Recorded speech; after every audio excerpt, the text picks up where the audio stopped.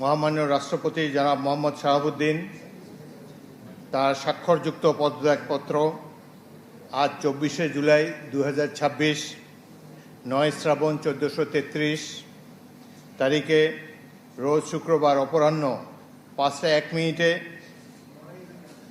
আমার নিকট পদত্যাগপত্র দাখিল করেছেন।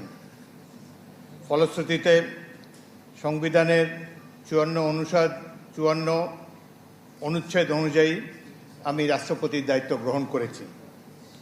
পদত্যাগপত্রটি আমি গ্রহণ করেছি এবং জাতীয় সংসদ সচিবালয়ের রেকর্ডে সংরক্ষণ এবং প্রয়োজনীয় প্রশাসনিক কার্যক্রম গ্রহণের জন্য নির্দেশ প্রদান করা হলো।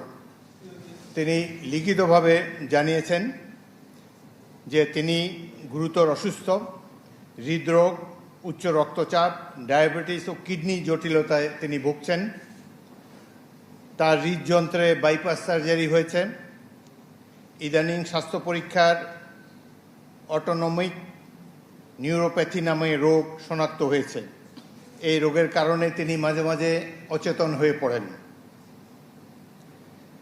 এসব রোগের প্রাদুর্ভাবে এবং শারীরিক ও মানসিক অসমর্থতার কারণে রাষ্ট্রপতির মতো গুরুত্বপূর্ণ সাংবিধানিক পদের দায়িত্ব পালন করা তার পক্ষে সম্ভব হচ্ছে না। তার দীর্ঘমেয়াদী চিকিৎসার প্রয়োজন। এই কারণেই তিনি স্বাস্থ্যগত কারণে পদত্যাগ করেছেন এবং বাংলাদেশ জাতীয় সংসদের স্পিকার হিসাবে এই পদত্যাগপত্র আমি গ্রহণ করেছি। সংবিধানে ইতিমধ্যে আপনারা জানেন, যেদিন আমি স্পিকার হিসাবে শপথ নিয়েছি সেই দিনই ভারপ্রাপ্ত রাষ্ট্রপতি হিসাবেও শপথ নিয়েছি যদি প্রয়োজন হয়।